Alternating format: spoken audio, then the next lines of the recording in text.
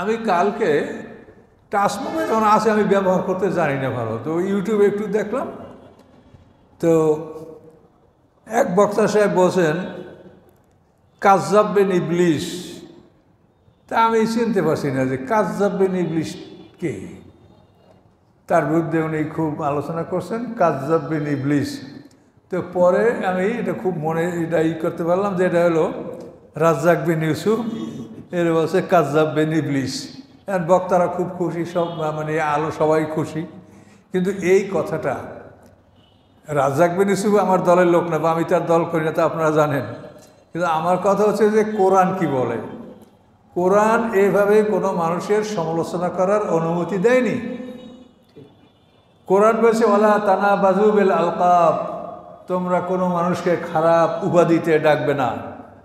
Base আল ইসমুল ফুসুকু বাদাল ইমান, ফাসেক নামটা ইমান গ্রহণ করার পরে এটা আল্লাহর কাছে অতি নিকৃষ্ট। আবু জাহেলের ছেলে ইকরামা ইবনে আবু জাহেল ইসলাম গ্রহণ করার পরে কোনো সাহাবীরা তাকে বলছিলেন যে ফাসেকের ছেলে, ইবনুল ফাসেক। তখন আল্লাহ আয়াত নাযিল করছেন যে ঈমান গ্রহণ করার পরে ফাসেক নামটা উচ্চারণ করা এটা বড়ই খারাপ, বড়ই দুঃখজনক। ইকরামা ইবনে আবু জাহেলের ছেলে ইসলাম গ্রহণ করার পরে তিনি মুসলমানদের সেনাপতির, বহু যুদ্ধে তিনি সেনাপতির দায়িত্ব পালন করেছেন, বহু যুদ্ধে। কাজেই সে তার পিতা আবু জাহেল, সেজন্য পিতার জন্য কি সে দায়ী? খালিদ ইবনে ওলীদের বাবা ওলীদ ইবনে মুগীরা সবচেয়ে বড় কাফের, এখন তার ছেলে খালিদ ইবনে ওলীদ। হ্যাঁ, আব্দুল নবীর ছেলে দেখেন সে কত সুন্দর মুসলমান আবদুল্লাহ। তারপরে ওই যে মুনাফেক আবু আমের রাহেব, যার ছেলে হানজালা, যাকে ফেরেশতারা গোসল করাইছে। কাজে এদের পিতার জন্য পুত্র দায়ী নয়, আর পুত্রের জন্য পিতা দায়ী নয়। এখন এই যে কথাটা আমি বলছি কেন আপনারা বোঝেন যে আল্লাহর কোরআন কি বলছে, তার বাইরে আমাদের কোনো কথা নিজের রাগ ঝাড়া, মনের মানে গোস্বা ঝাড়া, এটা তো আল্লাহ বলেন না। আল্লাহ কি বলছেন? ওয়ায়াদরাউনা বিল হাসানাতে সাইয়্যা, তারা ভালো দ্বারা মন্দকে প্রতিহত করে। ভালো দ্বারা মন্দকে প্রতিহত করার কথা আল্লাহ বলছেন, রাসূলও বলছেন, যেটা আমি গত সপ্তাহে হাদিসটা আপনাকে বলছিলাম। এখন একটা লোকের মধ্যে তার আলোচনায় কোনো খারাপ কিছু থাকতে পারে, বা হয়তো আপনারা বা আমার মত, আমরা তো সবাই একমত না কোনো ব্যাপারেই, এসবগুলি ব্যবধান থাকতেই পারে। সেজন্য কোনো মানুষকে এইভাবে বলা কিন্তু কোরআনের খেলাফ। তা আপনি নিজে কোরআনের খেলাফ করে আপনি নিজেই তো জাহান্নামী হচ্ছেন, তা আপনার কথায় হুকার কি হবে আর শ্রোতারা কি সব পাবে? আপনি সরাসরি কোরআনের খেলাফ কথা বলছেন। ওয়ালা তুজাদিলু আহলাল কিতাবি ইল্লা বিল্লাতি আহসান, আল্লাহ বলেন আহলে কিতাবদের সাথে ভালো পন্থা ছাড়া, সুন্দর পন্থা ছাড়া তোমরা তাদের সাথে বিতর্কে লিপ্ত হবে না। এটা কোরআনের আয়াত। ওয়ালা তুজাদিলু আহলাল কিতাবি ইল্লা বিল্লাতি হিয়া আহসান। আউযু বিল্লাহি মিনাশ শাইতানির রাজীম। ইয়াতাদিরুনা ইলাইকুম ইযা রাজাতুম ইলাইহিম, আল্লাহ বলেন ওজর পেশ করবে তোমাদের প্রতি তারা যখন তোমরা তাদের কাছে ফিরে আসবে। অর্থাৎ আল্লাহর রাসূল সাহাবীদেরকে নিয়ে তাবুক যুদ্ধে গেছেন, সেখান থেকে ফিরে আসার পরে মুনাফিকরা ওজর পেশ করবে যে এই কারণে আমি যুদ্ধে যেতে পারিনি। সেই কথাটা আল্লাহ বলে দিচ্ছেন। ইয়াতাদিরুনা ইলাইকুম, তারা তোমাদের নিকট ওজর খাহি করবে এজা রাজাতুম ইলাইহিম, যখন তোমরা তাদের কাছে তাবুক যুদ্ধ থেকে মদিনায় ফিরে আসবে। কুল, আপনি বলুন, লা তা'তাযিরু, তোমরা ওজর খাহি করো না, ওজর পেশ করো না। লান নু'মিনা লাকুম, অবশ্যই আমরা তোমাদেরকে বিশ্বাস করব না। কেন করব না? কদ নাব্বা'নাল্লাহু মিন আখবারিকুম, অবশ্যই আল্লাহ তাআলা তোমাদের খবর আমাদেরকে জানিয়ে দিয়েছেন যে তোমরা মুনাফিক, তোমরা যুদ্ধে যাবে না, তোমরা মিথ্যা ওজরখাই করছো, কাজেই তোমাদের খবর আল্লাহ আমাদেরকে জানিয়ে দিয়েছেন। ওয়াসাইরাল্লাহু আমালাকুম ওয়া রাসূলু, এবং অচিরেই দেখবেন আল্লাহ তাআলা তোমাদের আমল, আর রাসূল এবং তার রাসূলও তোমাদের কাজকর্ম দেখবেন যে তোমরা কি করো। সুম্মা তুরাদ্দুনা ইলা আলিমিল গায়বি ওয়াশ শাহাদা, অতঃপর তোমাদেরকে ফিরিয়ে আনা হবে এমন এক সত্তার কাছে যিনি দৃশ্য অদৃশ্য সব কিছু সম্পর্কে অবগত, আল্লাহ তাআলা। ফায়ুনাব্বিউকুম, তিনি তোমাদেরকে খবর দেবেন, বিমা কুনতুম তা'মালুন, যা তোমরা করতেছিলে। তাবুক যুদ্ধে এই মদিনার মুনাফিকরা প্রায় ৮০-৮২ জন, এরা যুদ্ধে যায় নাই, মিথ্যা ওজরখাহি করেছে। তাদের ব্যাপারে এই কথাগুলো আল্লাহ বলছেন।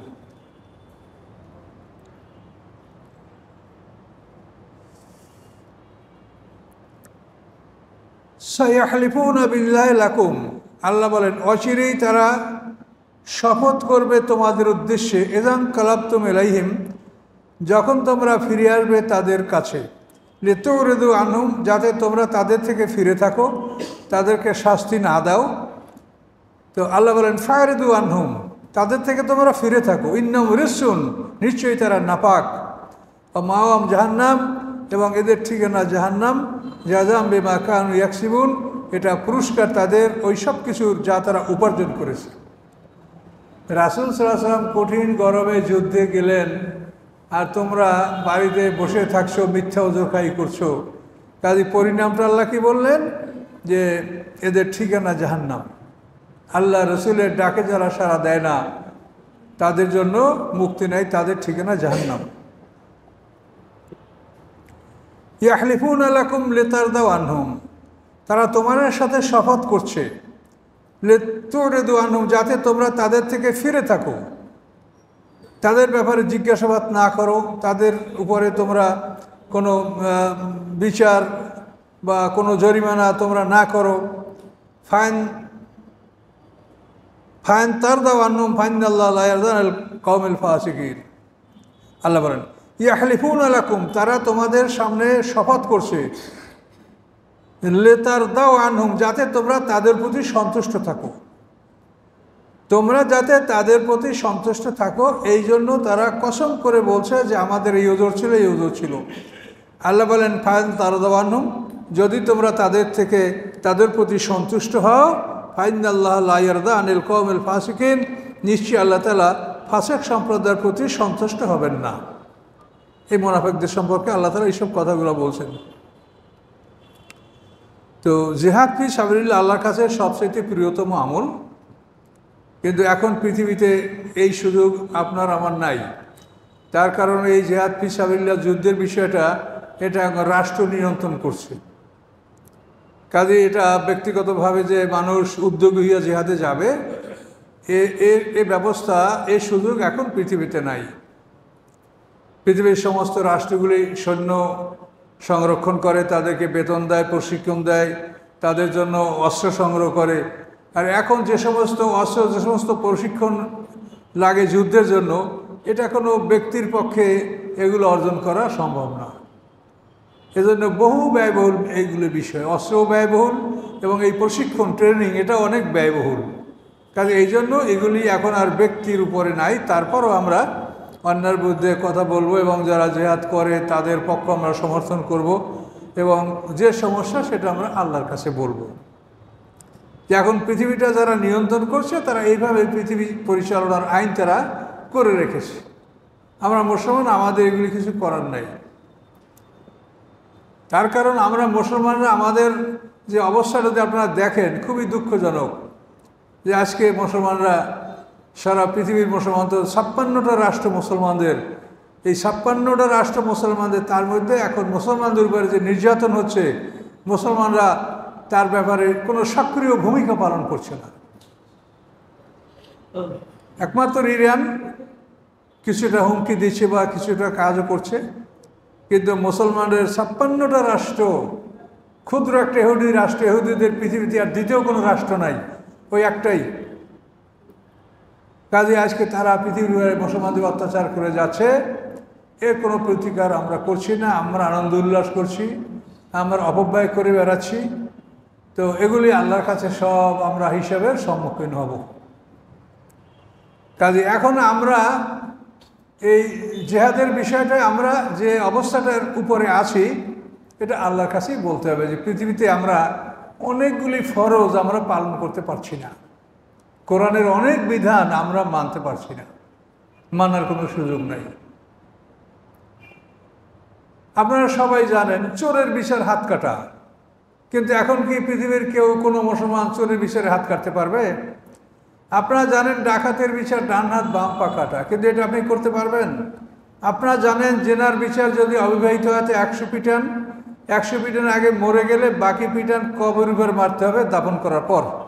আর যদি বিবাহিতরা জেনা করে তাদের বিচার হলো সঙ্গে সার, অর্থাৎ প্রস্তুত পাথরের আঘাতে তাদেরকে হত্যা করা। এখন এই বিচার আপনি করতে পারবেন? মিথ্যা সাক্ষী দিলে তার বিচার হলো 80 বেত্রকা, 80টা পিটান। আর এখন তো মিথ্যা সাক্ষী ছাড়া কোনো সাক্ষী নেই। সাক্ষীদেরকে মিথ্যা বলার জন্য পড়াইয়া মুখস্থ করাইয়া তারপর তাদের দ্বারা সাক্ষী দেওয়ানো হচ্ছে। আর কোরআন বলছে যে মিথ্যা সাক্ষী দিলে তার শাস্তি হলো 80টা বেত্রাঘাত, এবং তারা এনলিস্টেড থাকবে, তালিকাভুক্ত থাকবে, ভবিষ্যতে তাদের থেকে আর কোনোদিন সাক্ষী গ্রহণ করা হবে না।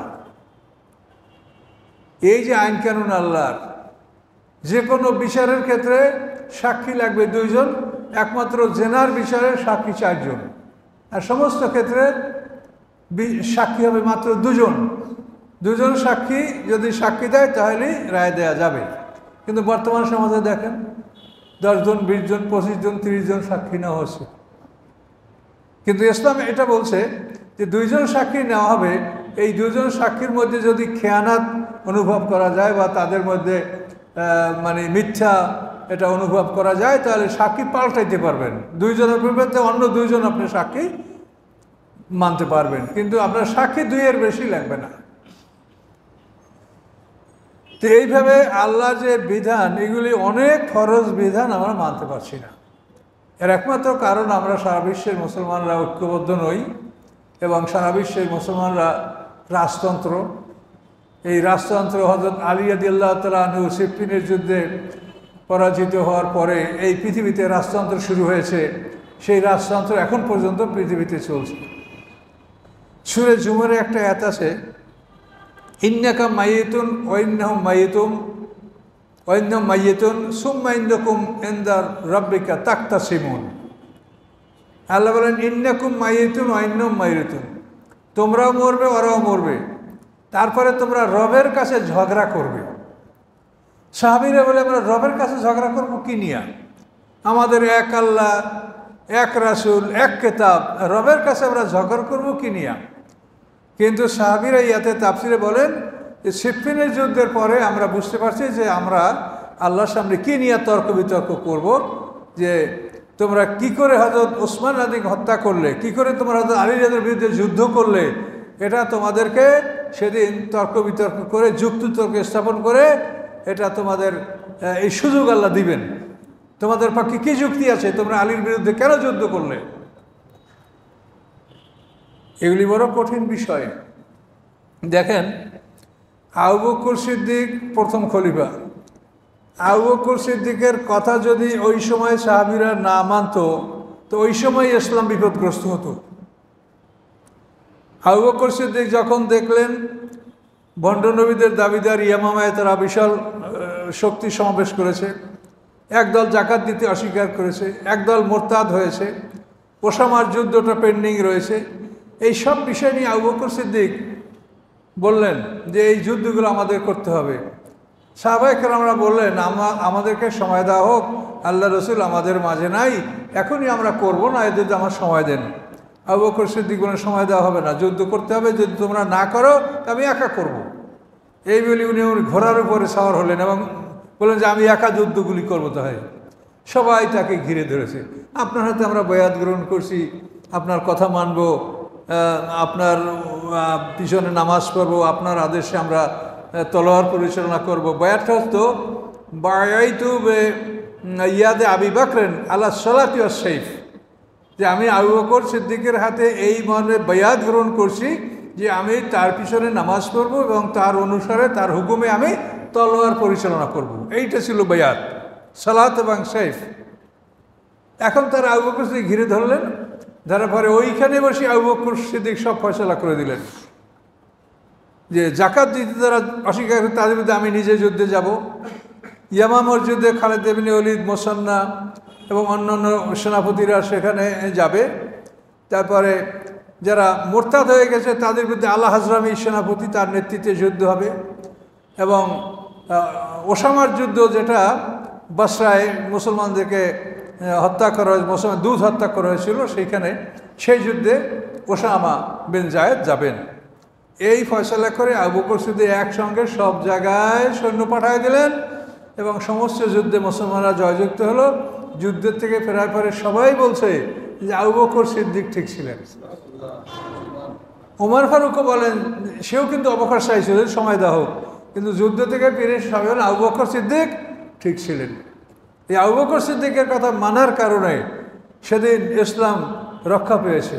এই জন্য আবু বকর সিদ্দিক ইসলামের ত্রাণকর্তা বলা হয়, ইতিহাসে দেখেন। কিন্তু এর বিপরীত দেখেন হযরত আলী রাদিয়াল্লাহু তাআলা আনহু যখন মুআবিয়ার দলকে পরাজিত করতে যাচ্ছিলেন, তারা পরাজিত হয়েই যাচ্ছিল, তখন তারা সন্ধির প্রস্তাব করলো যে আমরা সন্ধি করবো। আলী রাদিয়াল্লাহু না, এদের সাথে সন্ধি না, এরা বেঈমান। এরপরে পরের দিন তারা কোরআন বল্লমের উপরে নিয়ে, মানে দামেস্কের যত কোরআনের কপি ছিল এই কপিগুলো বল্লমে করে নিয়ে মাঠে আসে যে আমাদের ফয়সালা করবে কোরআন, আমরা আর যুদ্ধ করব না। তখন মুসলমানরা বললো যে কোরআন আমাদের সামনে নিয়ে আসছে, এখন আমরা কী করে যুদ্ধ করব? কিন্তু হযরত আলী বললেন যে এরা ধোঁকাবাজ, মিথ্যাবাদ, এদেরকে তো মানিও না, যুদ্ধ করে এদেরকে সমাপ্ত করে দাও। কিন্তু আলী রাদিয়াল্লাহু তার সেনাপতিরা এটা মানলো না। তার প্রধান সেনাপতি মালিক আশতার সে এটা মেনে নিয়েছিল, কিন্তু অন্যান্য সেনাপতিরা মানল না। বরং তারা বললো যে আপনি যদি এরপরও আমাদেরকে যুদ্ধ করতে বলেন তা আপনার পরিণতি ওসমান গনির পরিণতির মতো হবে। আলী রাদিয়াল্লাহু চুপ হয়ে গেলেন। এই আলী রাদিয়াল্লাহু কথাটা শোনা হইল না। না হওয়ার পরে সালিসিতে যা হলো তা তো হলোই। এমন জঘন্য কাজ তারা করেছে এই সালিসিতে, যে পৃথিবীর ইতিহাসে এইরকম জঘন্য কাজ কোনো জাতি করে না, মুসলমান না, কোনো জাতি করতে পারে না। আমার কারবালার ইতিহাস আপনারা ইউটিউবে দেখেন। তো এই আলী রাদিয়াল্লাহু তাআলা আদেশ অমান্য করার কারণে ইসলাম যে সেই বিপদগ্রস্ত হলো, সেই বিপদ থেকে আজ পর্যন্ত ইসলাম আমরা উদ্ধার করতে পারিনি। পৃথিবীতে সবই মুসলমান, সবই রাজতন্ত্র, কারো কিছু বলার নাই, সত্য কথা বলার কারো কোনো ক্ষমতা নাই। কাজে এই জন্য আমরা আমাদের একটাই আসে শক্তি, সেটা হলো বা বিশ্বাস বা ভরসা, সেটা হলো আমাদের মধ্যে কোরআন আছে। এই কোরআন আছে, এটা আমাদের মনোবল যে আমরা হেরে যাব না, ভুল পথ অবলম্বন করব না, আমাদের কাছে কোরআন আছে। কাজে এটি আমাদের সম্পদ। কিন্তু ইতিহাসগুলি, আল্লাহ ইতিহাসের কসম খেয়েছেন কোরআনে। এই ইতিহাসগুলি দেখেন যে ইতিহাসে কি প্রমাণ করে যে আবু বকর সিদ্দিক একা যেটা বলেছেন, তার একার কথা মানার কারণে সেই দিন ইসলাম বিপদ থেকে রক্ষা পেয়েছে। আর আবু বকর সিদ্দিকের পরে হযরত আলী রাদিয়াল্লাহু তাআলা আনহু, তার কথা অমান্য করার কারণে সেই দিন ইসলামের যে পতন ঘটল। এই দুমাতুল জান্দারের সালিসির পরে মুআবিয়ার দল আস্তে আস্তে আলী রাদিয়াল্লাহু সব প্রদেশের উপরে যুদ্ধ হামলা করতে লাগলো, করে করে আস্তে আস্তে আলী রাদিয়াল্লাহুর শক্তিকে তার আস্তে আস্তে দুর্বল করতে লাগলো। মুহাম্মদ বিন আবু বকর সিদ্দিকের ছেলে মুহাম্মদ বিন আবু বকর, তাকে এরা গাধার চামড়া, কাঁচা গাধার চামড়ার মধ্যে জড়িয়ে তাকে পোড়াইয়া মেরেছে। কি জঘন্য ইতিহাস! মুআবিয়ার ছেলে ইয়াজিদ, ইয়াজিদের ছেলে মুআবিয়া ইবনে ইয়াজিদ। এই মুআবিয়া ইবনে ইয়াজিদ যখন ইয়াজিদের মৃত্যুর পরে ক্ষমতায় আসলো, তাকে খেলাফত বসানো হলো, খেলাফতে মানে ক্ষমতায় বসানো হলো। তখন সে 40 দিন পরে পদত্যাগ করলো এবং কিভাবে তার মৃত্যু হয়েছে তা সঠিক ইতিহাসে কিছুই পাওয়া যায় না। তার লাশ বের হয়েছে বাড়ির থেকে মরা 40 দিন পর। সে কথাই বলেছে যে আমার বাপদাদারা যেভাবে রাজত্ব দখল করেছে, এই রাজত্ব করার ইচ্ছে আমার নাই এবং এটা আমি করব না, এবং এই বোঝা আমি বহন করব না। ইয়াজিদের ছেলে মুআবিয়া ইবনে ইয়াজিদ, ইয়াজিদ দুইটা ছিল, মুআবিয়া ইবনে ইয়াজিদ, খালেদ ইবনে ইয়াজিদ, দুই ছেলে। তো এই মুআবিয়া ইবনে ইয়াজিদ, ইয়াজিদের ছেলে, এই মনোভাবটা তার কেন হলো? এই জন্য অনুসন্ধান করে পেল যে এই মুআবিয়া ইবনে ইয়াজিদের যে ওস্তাদ, শিক্ষক, যে বলে আতালিক, মানে গৃহশিক্ষক যে ছিল, সেই গৃহশিক্ষক তাকে সঠিক ইসলামের শিক্ষা তাকে দিয়েছে। এই শিক্ষার কারণে সে এই রাজত্ব গ্রহণ করতে সে অস্বীকার করেছে। এই জন্য সেই মাবিয়া ইবনে ইয়াজিদের যে শিক্ষক ছিল তাকে জ্যান্ত কবর দিয়েছে, তারা জ্যান্ত মাটি দিয়ে দিচ্ছে তাকে। রাজতন্ত্রের বিরুদ্ধে তুমি তাকে কেন শিখিয়েছো? সে রাজতন্ত্র কেন গ্রহণ করলো না? তো এই জঘন্য ইতিহাস, এগুলা কি বলবেন আর কি করবেন, বলতেও ভালো লাগে না, আর না বললেও মানুষ সত্যকে কি করে জানবে, এগুলো কথা। তো যাই হোক, আমাদের মনের অবস্থা আল্লাহ জানেন। আমরা আল্লাহর পক্ষে আছি এটা যদি প্রমাণ হয়, আল্লাহ আমাদের দিলের খবর জানেন। দুনিয়াতে তো আমরা অনেক কিছু করতে পারি, লুকাতে পারি, কিন্তু আল্লাহর কাছে লুকাবার কোনো ক্ষমতা আমাদের নাই। ইয়াউমা তুবলাস সারাইর, সেদিন সমস্ত ভেদগুলি, অদৃশ্য বস্তুগুলি সেদিন প্রকাশিত হবে, আল্লাহ প্রকাশ করবেন। কাজে আমাদের মনের অবস্থা যদি ভালো হয়, আমরা যদি আল্লাহর পক্ষে অবস্থান করি, এটা যদি আমাদের আল্লাহর দরবারে প্রমাণিত হয়, তা আল্লাহ আমাদেরকে ক্ষমা করতে পারেন। কিন্তু আমরা অনেক ফরজ আমরা পালন করতে পারছি না। আমরা সুদের কারবার থেকে কোনোভাবে আত্মরক্ষা করতে পারছি না।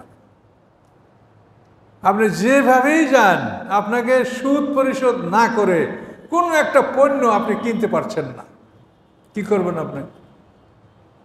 অর্থনীতিটা এমনভাবে সারা পৃথিবী এটা এমনভাবে একটা নেটওয়ার্ক সৃষ্টি করে রেখেছে যাতে সুদের কারবার থেকে আমরা কেউ এড়াতে পারছি না। অথচ সুদের ব্যাপারটা এতই কঠিন যে আল্লাহ কোরআন পাকে কি বলেছেন, ইয়া আইয়ুহাল্লাযীনা আমানু যারু বা বাকিয়া মিনার রিবা, হে ঈমানদারগণ, সুদের অবশিষ্ট কারবার তোমরা বন্ধ করো। যদি না করো ফাইলাম তাফালু, যদি না করো ফাযানু বিহারবিন আল্লাহি ওয়া রাসূলি, তাহলে আল্লাহ এবং রাসূলের বিরুদ্ধে যুদ্ধ করার জন্য তোমরা প্রস্তুত থাকো। এবং হাসরের ময়দানে সুদখোরদেরকে বলা হবে, অস্ত্র লাও, অস্ত্র লাও, তোমাদেরকে আল্লাহ এবং রাসূলের বিরুদ্ধে যুদ্ধ করতে হবে। এখন কত বড় অপমানজনক কথা। তো এই সুদের কারবার থেকে আমরা বাঁচতে পারছি না। আমাদের ইচ্ছে নাই, কিন্তু তারপরও আমরা যে কোনোভাবে, আপনি বিদ্যুৎ বিলটা দিতে পারেন নাই, বাড়ির ট্যাক্সটা দিতে পারেন নাই, এখানে আপনার সাথে সাথে আপনাকে সুদসহ পরিশোধ করতে হবে। এবং আপনি কেনাকাটা যাই করেন প্রত্যেকটার মধ্যে সুদ। সুদ পরিশোধ না করে আপনি কোনো একটা জিনিস আপনি কিনতে পারছেন না মার্কেট থেকে। প্রত্যেকটা জিনিসের সাথে সুদ, ভ্যাট এটা লাগিয়ে দেওয়া হয়েছে। তো যাই হোক, আমরা যেগুলি পারছি না এগুলি আল্লাহর কাছে বলতে হবে যে আমরা অপারগ, আল্লাহ আমরা এই বিষয়গুলি কোনো রকমই আমাদের সাধ্য নাই যে এটা আমরা এড়াবো।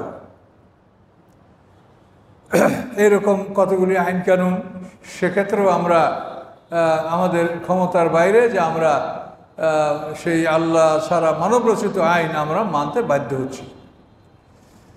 তো সব কিছুর উপরে আল্লাহর কাছে আমরা ক্ষমা চাইতে থাকবো। আমরা কি অবস্থায় আছি আল্লাহ ভালো দেখেন। আল্লাহ সব কিছুরই দর্শক। তো এখানে এই যুদ্ধ সম্পর্কে এই কথাগুলো বলা হচ্ছে। আল্লাহ রসুলের জীবনের শেষ যুদ্ধ তাবুক যুদ্ধ। এই যুদ্ধ থেকে ফিরে আসার পরে আল্লাহ রসুল বিদায় হজ করেন। তার 81 দিন পরে আল্লাহ রসুল ইন্তেকাল করেন। অমিনাল আরবে মাইয়াত থেকে মায়ুন ফুকু মাগরামা। আরব মানে গ্রামবাসী। গ্রামবাসীদের মধ্যে এমন লোক আছে তারা যে আল্লাহর পথে ব্যয় করে, যুদ্ধের জন্য অর্থ সম্পদ ব্যয় করে, সেটাকে তারা জরিমানা মনে করে। সেটা মনের ইচ্ছায় খুশিতে আল্লাহর পথে দান এটা মনে করে না, সেটাকে তারা জরিমানা মনে করে, মাগরামা।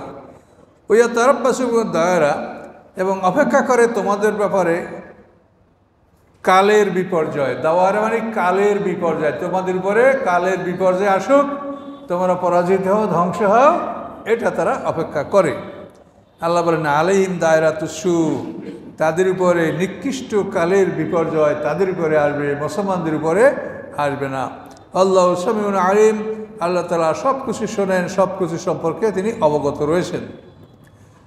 অমিনাল আরব মায়ুমিনু বিল্লাহ, আর গ্রামবাসীদের মধ্যে এমন লোকও আছে যারা আল্লাহর প্রতি ঈমান এনেছে, ওয়াল ইয়াউমিল আখিরে, দ্বিতীয় জীবনের প্রতি তাদের ঈমান আছে। ওয়ায়াত্তাকিযু মা ইউনফিকু কুরবাতুন ইনদাল্লাহ, এবং তারা মনে করে যে আল্লাহর পথে ব্যয় করে এটা আল্লাহর নৈকট্য লাভের জন্য তারা ব্যয় করছে। ওয়া সালাওয়াতের রাসূল, এবং রাসূলের দোয়া লাভের জন্য তারাই দান করছে। এটা যারা মনে করে, আল্লাহ ইন্না কুরবাতুল লাহুম, তোমরা নিশ্চিত হও, জেনে রাখো নিশ্চয়ই এটা তাদের নৈকট্য লাভের একটা উপায়। তাহলে একদল আছে গ্রামবাসী মুনাফিক, তারা মনে করে জরিমানা আর মুসলমানদের বিপদ হোক। নাতারবাসু বিরাইবাল মানুন, কাফেররা আল্লাহ রসুলের মৃত্যুর দুর্ঘটনা অপেক্ষা করতেছিল যে মোহাম্মদ সাহেব মরে গেলে আমরা এই বিপদ থেকে মুক্ত হব। তার বাবা আবদুল্লাহ অল্প বয়সে মারা গেছে, মোহাম্মদ সাল্লাল্লাহু আলাইহি ওয়াসাল্লাম অল্প বয়সে মারা যাবে, কাজে সে মারা গেলেই আমরা এই বিপদ থেকে মুক্ত হব। নাতারবাসু বিহি রাইবাল মানুন, যে মৃত্যুর দুর্ঘটনা আমরা তার জন্য অপেক্ষা করছি। শাহিদ গুমুল্লাহ ফি রহমাতি, অচিরেই আল্লাহ তাদেরকে প্রবেশ করাবেন তার রহমতের মধ্যে। ইন্নাল্লাহ গাফুর রহিম, নিশ্চয়ই আল্লাহ তাআলা ক্ষমাশীল দয়াময়।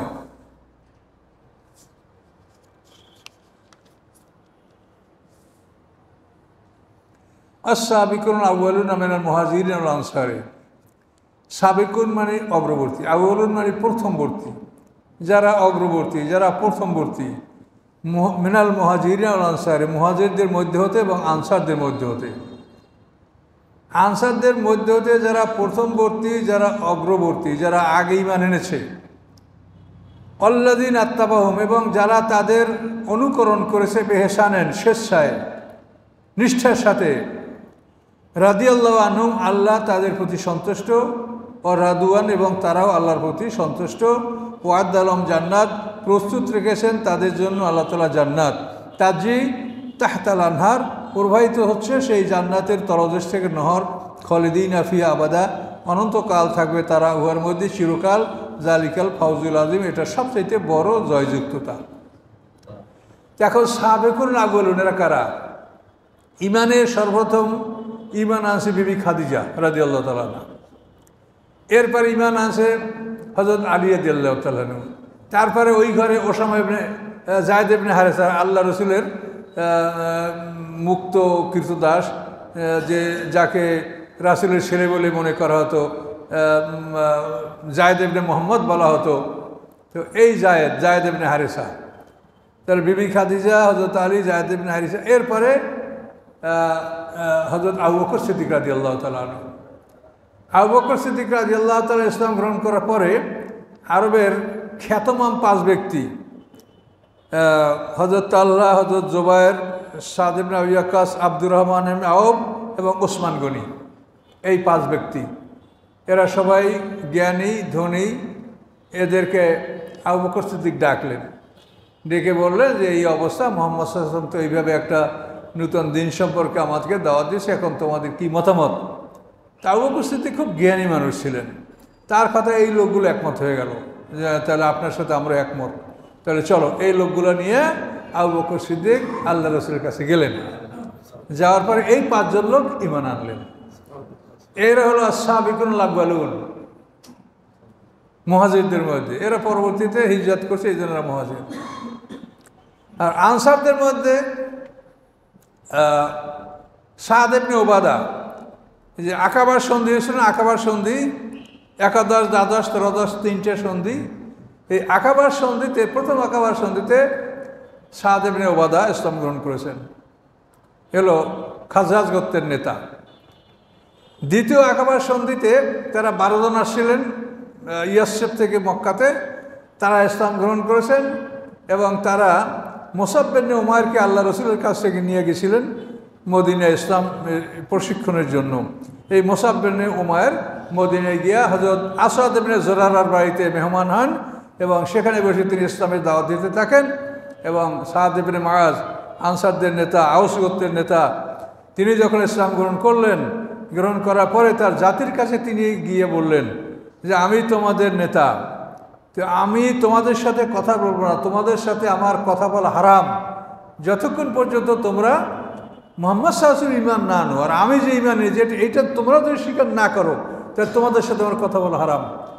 তখন আওস গোত্রের সমস্ত আনসাররা, মানে তখন তো আর আনসার হয় না, এদের পরে নাম হয়েছে আনসার, এই মদিনার এই আনসাররা তখন ঈমান আনলেন। এই লোকগুলো হলো সাবিকুন আউয়ালুন, মুহাজির এবং আনসার। আনসারদের মধ্যে আকাবা সন্ধির মাধ্যমে যারা ইসলাম গ্রহণ করছে, আর মুহাজিররা হচ্ছেন এরা। তো এরপরে দোয়া করেন। আমি রাসূলের জীবনে যেটা লিখছি সেখানে প্রথম 3 বছরে যারা ইসলাম গ্রহণ করেছে সবার নাম আছে সেখানে, আমার ইতিহাস আমি সেটা তুলে দিয়েছি, দেখতে পারবেন আপনারা। তো এই যে এদের কথা আল্লাহ বলেন সাবিকুনুল আউয়ালুন মিনাল মুহাজিরিন ওয়াল আনসার, মুহাজির এবং আনসার দুই দলের মধ্যে থেকে যারা অগ্রবর্তী এবং প্রথমবর্তী, আর যারা ইত্তাবাউহুম অনুকরণ করছে তাদেরকে বেহেসানের নিষ্ঠার সাথে, রাদিয়াল্লাহু আনহুম তাদের প্রতি আল্লাহ সন্তুষ্ট। এই দুই দল এবং নিষ্ঠার সাথে যারা এদের আনুগত্য করে তাদের প্রতি আল্লাহ সন্তুষ্ট। এবং এখানে সীমা দেওয়া নাই যে এই সীমা পর্যন্ত, এটা কিয়ামত পর্যন্ত যারা এই সিনিয়র সাহাবী আনসার মুহাজির এদের আনুগত্য যারা করবে তাদের প্রতি আল্লাহ সন্তুষ্ট এবং তারাও আল্লাহর প্রতি সন্তুষ্ট। এই কথা আল্লাহ তাআলা এই আয়াতে ঘোষণা করেছেন। ওয়াদালম জান্নাত, এবং এদের জন্য আল্লাহ প্রস্তুত রেখেছেন জান্নাত, তাজি তাহতাল আনহার, যার তলদেশ থেকে নহর প্রবাহিত, খালিদিনা ফিহা অনন্তকাল থাকবে তারা উহাতে, আবাদা চিরকাল, জালিকাল ফাউজুল আযীম, এটা সবচেয়ে বড় জয়যুক্ততা। কাজে এই সিনিয়র সাহাবীর সাথে যদি কেউ বেয়াদবি করে তা সে রাদিয়াল্লাহু আনহু লকব পাবে না। কোরআন বলছে, এটা আমাদের কিছু বলার আছে? আল্লাযীনা আত্তাবাউহুম বিইহসানিন, নিষ্ঠায়, স্বেচ্ছায়, স্পন্টানাসলি স্বেচ্ছায় যারা এদের আনুগত্য করবে তাদের প্রতি আল্লাহ সন্তুষ্টি, এবং এটা কিয়ামত পর্যন্ত। আপনি এখন সিনিয়র সাহাবীদেরকে মানবেন, তাদের আনুগত্য করবেন, আপনার উপরে রাদিয়াল্লাহু, আল্লাহ সন্তুষ্ট। আল্লাহ সন্তুষ্ট শুধু সাহাবাদের মধ্যে সীমাবদ্ধ নয়, ইয়াতে পরিষ্কার কথা বলা আছে। কাজে এই জন্য সিনিয়র সাহাবীদের আমল, এই যেমন তারাবি নামাজ এবং এইভাবে অনেক কোরআনে জের জবর দেওয়া, কোরআনে রুকু নির্বাচন করা, এগুলো তো আল্লাহ রসুলের জমানায় কিছু ছিল না। দ্বিতীয় আযান, হ্যাঁ, দ্বিতীয় আযান, ওসমান গনি জামাজি, এই সব আমলগুলি কিন্তু সিনিয়র সাহাবীদের মাধ্যমে এটা প্রতিষ্ঠিত হয়েছে। কিন্তু তারপরে একদল লোক এগুলোকে মানে হাসি তামসা মনে করে। ওমর ফারুকের কথা মানতে হবে, সে কি? তো ওসমান গনি দ্বিতীয় আযান যেটা মানতে হবে, মানতে আমরা বলছি না। আপনি যদি কোরআন মানেন তাহলে আপনি মানবেন, আর কোরআন যদি না মানেন তো আপনি যা ইচ্ছা তাই করেন। কথা বলতে পারছেন? আমাদের কথাটা যে আমরা যেটা বলছিলাম কোরআন থেকে বলছি কিনা। তো এই জন্য এইসব বিষয়গুলি, অর্থাৎ আসলে সমস্যাটা হল কি, যে আমাদের কোরআন পড়ার অভাব, আমরা কোরআন পড়ি না, যার জন্য এই সমস্ত কথা আমাদের মাথায় আসে। কোরআন পড়লে তো আপনি দেখবেন যে আমি তো এখানে আল্লাহর কি হুকুম করছে। এরপরে সূরায়ে হাশরের 9 নম্বর আয়াতে এই ধরনের কথাই আছে, ঠিক এই কথার মতোই হুবহু সূরা হাশরের 9 নম্বর আয়াতে আছে, আল্লাযীনা তাবাউদ দার ওয়াল ঈমান মিন ক্বাবলিহিম ইউহিব্বুনা মান হাজারা ইলাইহিম, ওইখানে এই কথাগুলো এইভাবেই আছে। তো এই জন্য সিনিয়র সাহাবীদের আনুগত্য করতে আল্লাহ বলেছেন। আল্লাহ রসুল দিন প্রতিষ্ঠা করেছেন, বিদায় হজে তিনি তার ঘোষণা লাভ করেছেন। তো এগুলি আল্লাহ রসুলের একার দ্বারা হয় না, এটা রাসূল এবং সাহাবীদের সমন্বয়, সর্বসম্মতিক্রমে এবং সবার প্রচেষ্টায় দিন প্রতিষ্ঠিত হয়েছে। কাজে এই জন্য সিনিয়র সাহাবীদের যে মর্যাদা আল্লাহ দিয়েছেন, সেটা আমরা আল্লাহর গোলাম, আমরা আত্মসমর্পণ করছি আল্লাহর কাছে, আল্লাহ যা বলে আমরা আল্লাহর কথা মানতে বাধ্য। কাজে এই জন্য সিনিয়র সাহাবীদের বিষয় কখনোই তুচ্ছ তাচ্ছিল্য করে যে কথা বলে, তাই সেটা কিন্তু কোরআনের খেলাফ চলে যাবে। আমরা কোরআনকে লক্ষ্য করে কথা বলি না। তো বিষয়টা হয়তো আপনারা বুঝতে পারছেন। এই জন্য সিনিয়র সাহাবীদের মাধ্যমে যে আমলগুলো আমরা পাচ্ছি, সে আমলগুলো আমল করতে আমাদের কোনো সমস্যা নাই, সেগুলো আমরা ইনশাআল্লাহ করতে পারি। বহু আমল আমরা সিনিয়র সাহাবীদের মধ্যে আমরা লাভ করেছি। কোরআনের সাথে সম্পর্ক না থাকার কারণে এমন এমন কর্মকাণ্ড আমার দ্বারা হচ্ছে, যেটা আমার বলতে ইচ্ছা করে না, তারপর আবার মনে করে একটু বলি। আমি কালকে টাচ মোবাইল যখন আছে আমি ব্যবহার করতে জানি না ভালো, তো ইউটিউবে একটু দেখলাম।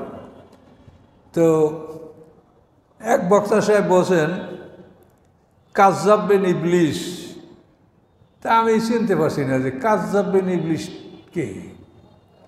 তার বিরুদ্ধে উনি খুব আলোচনা করছেন, কাযযাব বিন ইবলিস তো পরে আমি এটা খুব মনে এটা করতে পারলাম যে এটা হলো রাজ্জাক বিন ইউসুফ, এর বলছে কাজ্জাব বিন ইবলিস।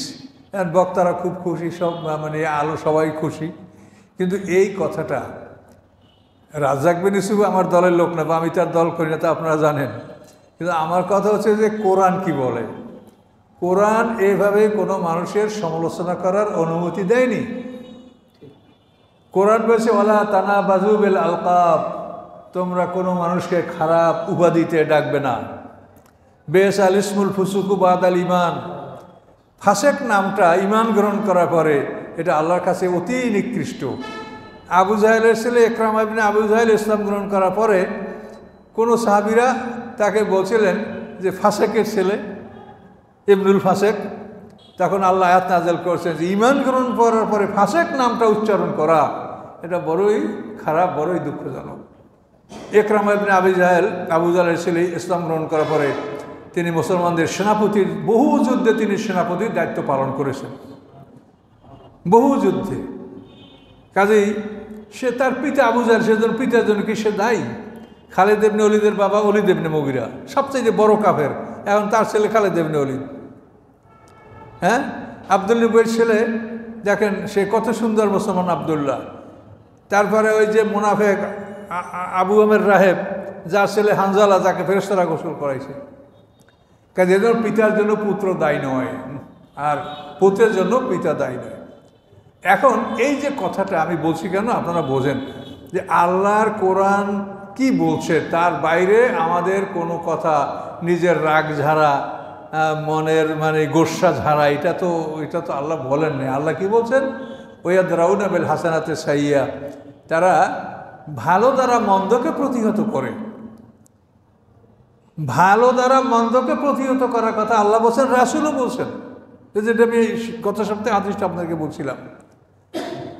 এখন একটা লোকের মধ্যে তার আলোচনায় কোনো খারাপ কিছু থাকতে পারে, বা হয়তো আপনারা বা আমার মত, আমরা তো সবাই একমত না কোনো ব্যাপারেই, এসবগুলি ব্যবধান থাকতেই পারে। সেজন্য কোনো মানুষকে এইভাবে বলা কিন্তু কোরআনের খেলাফ। তা আপনি নিজে কোরআনের খেলাফ করে আপনি নিজেই তো জাহান্নামী হচ্ছেন, তা আপনার কথায় হুকার কি হবে আর শ্রোতারা কি সব পাবে? আপনি সরাসরি কোরআনের খেলাফ কথা বলছেন।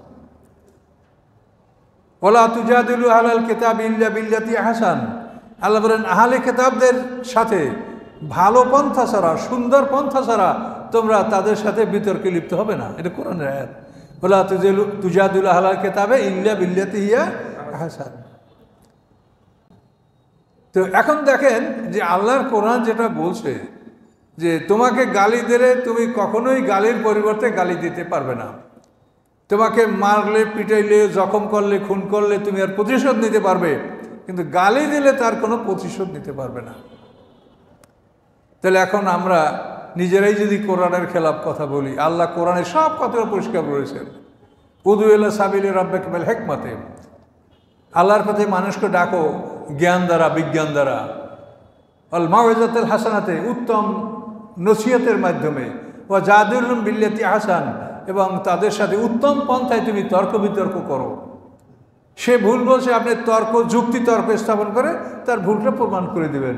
আপনি তাকে কাজ্জাব বিন ইবলিস বলবেন, এটা কি কথা হলো? এটা বলে তো আপনি নিজেই তো কোরআনের খারাপ কাজ করে বসলেন।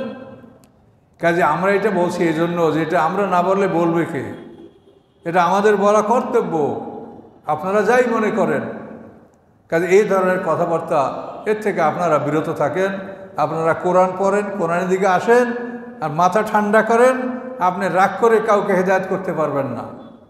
আপনার রাগে কেউ হেদায়েত প্রাপ্ত, আপনার চরিত্র যদি আপনার হয়, তা আপনার চরিত্র দেখে হেদায়েত মানুষ গ্রহণ করতে পারে। আপনি রাগ করলে আর গোস্বা হইলে, ধমক দিলে, তাতে কেউ হেদায়েত লাভ করবে না। কাজে এই জন্য এই কথাগুলি আল্লাহর কোরআন কি বলেছে সেটা আমাদের দেখা দরকার। তাহলে সিনিয়র সাহাবীদের সম্পর্কে আপনারা নিশ্চিত সূরা তওবার 100 আয়াতে যে সিনিয়র সাহাবীদের আনুগত্য করতে আল্লাহ বলেছেন, এবং নিষ্ঠার সাথে যারা তাদের আনুগত্য করবে তাদের প্রতি আল্লাহ সন্তুষ্ট। এখন হযরত আলী রাদিয়াল্লাহু তাআলা মোস্ট সিনিয়র, 1 2 3 4 এর মধ্যে হযরত আলী রাদিয়াল্লাহু ইসলাম গ্রহণ করছে। এখন তার বিরুদ্ধে যারা যুদ্ধ করছে সুম্মা ইন্দাকুম ইনদা রাব্বিকুম ইয়াউমাল কিয়ামাতি ইনদা রাব্বিকুম তাখতাসিমুন। এই যে সূরা জুমার আয়াত, যে তোমরা এই বিষয়টা নিয়ে তোমাদেরকে তর্ক বিতর্ক করার সুযোগ দেওয়া হবে, কি করে তোমরা করলে? এই যে কোরআনে বলা আছে যে সিনিয়র সাহাবীদের সাথে তাদেরকে নিষ্ঠার সাথে তাদের আনুগত্য করতে হবে, তোমরা সেই সিনিয়র সাহাবীদের আনুগত্য করলে না, কেন করলে না? কি কি আলিয়া কি অপরাধ করেছে আলিয়া দানু যে তার বুদ্ধে তোমরা এই যুদ্ধটা করলে? বেহেশতের রকম তিনি। তারপরে সাহাবী একেবারে মোস্ট সিনিয়র সাহাবী হল আলী রাদিয়াল্লাহু তাআলা, এবং রাসূলের সাথে তার জীবনের যত ঘনিষ্ঠ সম্পর্ক, আবু বকর এবং আলী, এই দুইটা লোকের সাথে আল্লাহ রসুলের যত ঘনিষ্ঠ সম্পর্ক, এরকম আর কোনো সাহাবীদের সাথে এরকম ঘনিষ্ঠ সম্পর্ক আল্লাহ রসুলের নাই। হিজরতের সময় আলীদেরকে বিছনায় শোয়াই রাখছেন, হযরত আলীকে আল্লাহ রসুল হিজরতের সময় বিছনায় শোয়াই রেখেছেন। হিজরতের 3 দিন পরে আলী রাদিয়াল্লাহু তাআলা আনহু মদিনা হিজরত করেছেন। আল্লাহ রসুল হিজরতের 3 দিন পরে তিনি রওনা করেছেন। তো সম্মানিত শুধু এই বিষয়গুলি কোরআন থেকে আমরা যাতে সবাই জানতে পারি, অন্যরা জানতে পারে, বা আপনারা চেষ্টা করেন।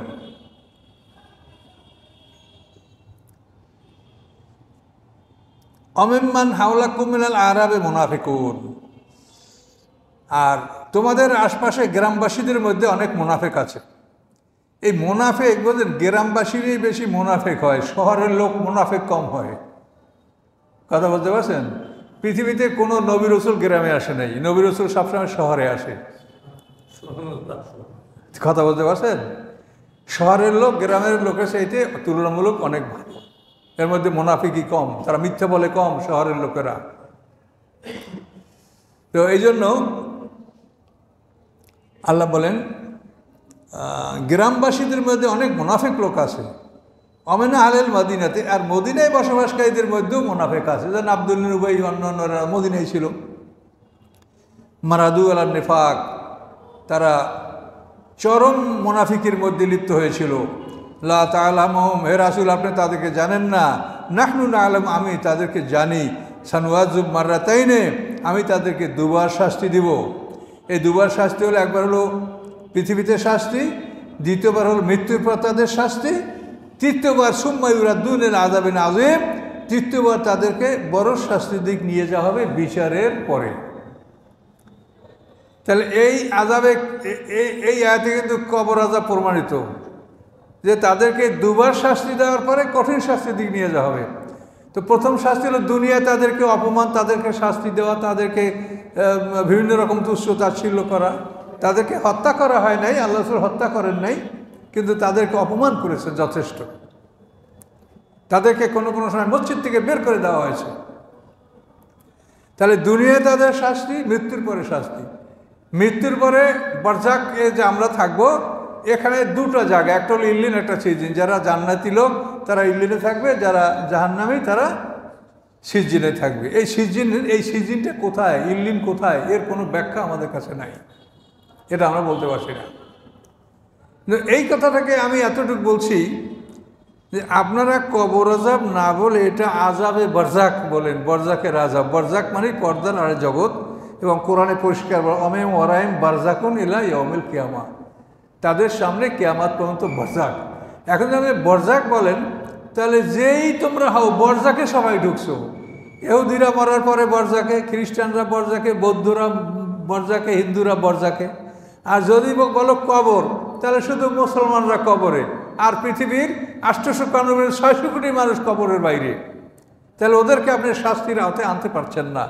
এই জন্য আমি বলছি যে এটা কবর আযাব আপনারা না বলে এটা বলেন যে বারজাকের আযাব, পর্দার আড়ালে জগতের শাস্তি, তাহলে সকল জাতির আওতাভুক্ত হবে। এইটা বলার কারণে একদল আলেম মানে তারা চ্যানেল খুললে আমার বিরুদ্ধে অস করে যে উনি কবর আযাব মানে না, বলেন। এখন এই জন্য আমার কিছু আসে যায় না, আল্লাহ সব কিছু দেখেন। কিন্তু এগুলো যদি আপনারা করেন, তা আপনারা আল্লাহর কাছে যাবেন, সেই দিন দেখবেন যে অবস্থাটা কি দাঁড়ায়। একটা মানুষের বিরুদ্ধে বহতান, মিথ্যা অপবাদ দেওয়া, যেটা কত বড় অপরাধ, সেদিন আপনি দেখতে পাবেন। আমি কথাটা বলছি যে সমস্ত দল যাতে এই আযাবের অন্তর্ভুক্ত হয়, সবার জন্য আযাবটা নিশ্চিত হোক। আর ওরা কবর আযাব অস্বীকার করে, এটা কবর আযাব অস্বীকার করা হলো, বরং কবর আযাব নিশ্চিত করা হলো। মৃত্যুর পরে বরজাকে সবাই ঢুকবে, কাজী তোমরা সবাই বরজাকে ঢুকবা, কাজী বরজাকে তোমাদের শাস্তি হবে, তোমরা জেলখানায় থাকবা, সিজিন। তো আমাদের কিছু করার নাই, আমরা সবাই আল্লাহর কাছে যাব। কিন্তু আমি তারপরও বুঝে বলার চেষ্টা করছি আলেমদেরকে যে কবরে আপনারাও যাবেন, আল্লাহর কাছে যাবেন, কিন্তু আপনারা এই যে কোরআনের খেলাফ কথাবার্তা বলছেন, এই জন্য আপনাদের ভয়ঙ্কর ক্ষতির সম্মুখীন হতে হবে, এতে কোনো সন্দেহ নাই। কাজেই সতর্ক হন। তাহলে এখানে আল্লাহ কি বললেন? যে আমি তাদেরকে দুবার শাস্তি দেবো, সুম্মায়ুরাদ্দুনিল আযাবিন আযীম, তারপরে বড় শাস্তি হবে বিচারের পর। এর আগে যে শাস্তি হবে বরজাকে, এটা হালকা শাস্তি, আর দুনিয়াও যে অপমান, এটা হালকা শাস্তি। এই দুইটা শাস্তির পরে বিচারের পরে হবে বড় শাস্তি। এখন থাকুন নাকি 101 নম্বর আয়াত চলে আসে। আলহামদুলিল্লাহ আমরা ইনশাআল্লাহ আবার এখন আমাদের জুমার নামাজ তো আমরা একটু দূরে পড়তেছি, বালক পুকুর খড়খড়ি, আপনারা কষ্ট করে একটু দূরে গেলে সব বেশি পাবেন। আল্লাহ রাসূল বলেন আলজিমু দিয়ারাকুম তুকতাবু আসারুকুম, তোমরা তোমাদের ঘরে থাকো, এই দূর থেকে মসজিদে গেলে কদমে কদমে তোমাদের সব লেখা হবে।